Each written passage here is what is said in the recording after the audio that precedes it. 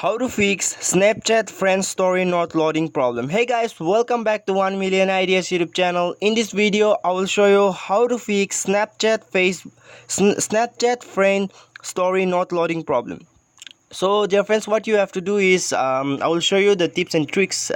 Please hit the subscribe button to the channel. So guys, what you have to do is first check your internet connection, your data connection, whether it is on or not. You have to check your data connection, and then the second step is you have to go to your Google Play Store and then search for Snapchat here,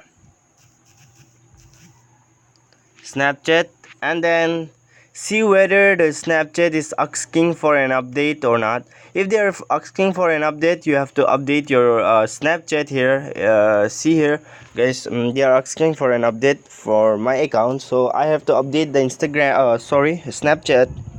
So now go back.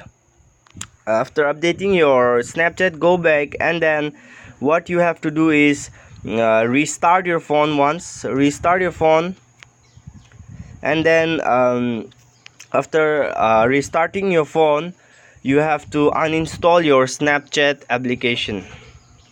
You have to uninstall and then reinstall it and relog in it, and then you can see your problem will be solved. Thanks for watching.